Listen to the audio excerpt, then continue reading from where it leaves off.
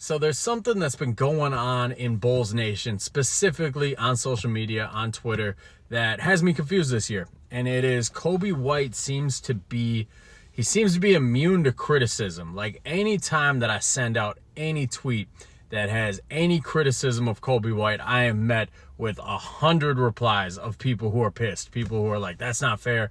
You can't say that. And I don't get it because Josh Giddey, every little mistake he makes is under such a microscope and people hate him so much. Bulls fans, like he genuinely, from my perspective, Josh Giddey is the least liked Bulls player that I have seen probably since Carlos Boozer.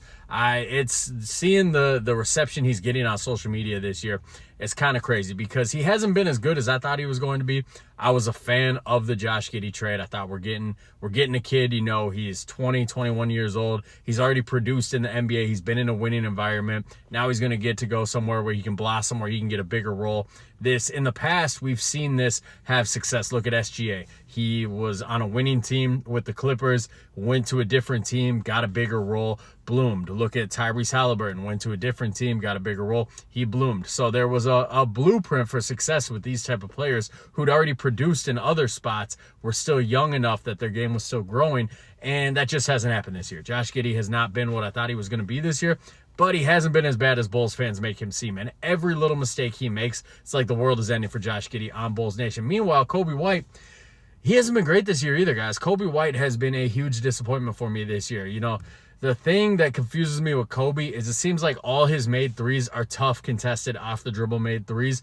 Anytime he gets an open three on a catch and shoot, it does not seem like that shot is falling. He routinely passes out of contested layups, which, there's a case to be made that maybe a contested layup isn't the best shot in the world, but there's some of them where it seems like you could finish, man. I've seen Coby White finish tough at the rim before. It seems like you could at least try to finish or try to draw a foul.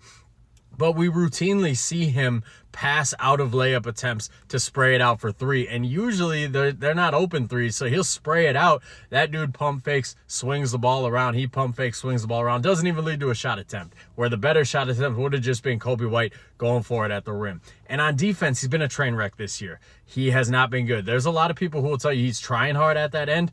I really hope he's not trying hard at that end, to be honest with you, because if this is what his defense looks like when he's trying hard on that end, he is a terrible defender then. He is horrible. His defensive IQ has got to be a 0. If this is him trying hard and this is the product we're getting on the defensive end, then I don't know what to say, man. His defensive rating got to be like a 50 on NBA 2K because it's been bad this year. He's been bad. A lot of the things that we are attacking Josh Giddey for on Twitter, Coby White's guilty of a lot of the same stuff. So I don't know, man. I don't know what it is. And keep in mind, I love Coby White. I was one of the first guys in Bulls Nation who was like, we got to pay this kid. We got to keep him around. The only time in the last couple of years that I ever floated a Coby White trade rumor was the 21-22 year, when the only rumor I floated was Coby White for Naz Reid. It seemed to make a lot of sense. This was obviously before Naz Reid's ascension. Never in a million years would it happen now, but at the time it seemed like it would make sense. We needed a backup big for Vooch. We had a guard surplus. This was before Alonzo went down. Seemed like it made sense for both sides. The Wolves needed another ball handler. So that's the only Coby White rumor I ever threw out there. I was in favor of paying him. I was shocked we got him as cheap as he was. I am not in favor of trading him. There's a lot of people online who say we got to trade him now. I don't think the market is there. I don't see a team that's giving up multiple first-round picks for him.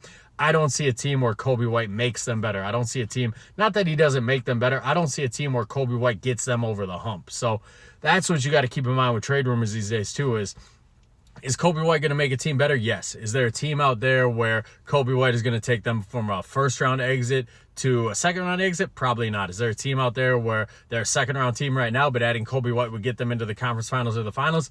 I don't think so. So I don't see a trade market out there for him. I don't see a team out there that's going to pay a premium for him, because I think Coby White, best case scenario, if Coby White was playing the best ball of his career, he would be a 6-man on a contending team. That's how I've seen him for a long time now. I've seen him since he got drafted. I've seen him in a Ben Gordon mold. Now, he's proven me a little bit wrong on that. He's a great scorer like Ben Gordon was, but he is a better point guard than Ben Gordon ever was. Ben Gordon never really had that point guard aspect to his game. Coby has added on that throughout his career. He's still not a great point guard. He is still primarily a guy who's going to get you a bucket. He's not a great facilitator yet, but he has made leaps and bounds on that end. So I don't know. I don't understand why Coby White is immune from criticism from Bulls Nation. Every other player on this roster, they're up for it. Every other player besides Matas. Matas ain't getting any criticism, and he shouldn't. He's 20 years old. He's a rookie. We don't need to criticize him yet. But every other player, they're under a microscope. But Coby White, for a lot of you guys, he can do no wrong. So I don't know. Maybe I'm crazy. Maybe I'm crazy. I've been wildly disappointed by Coby White. I am still a huge Coby White fan.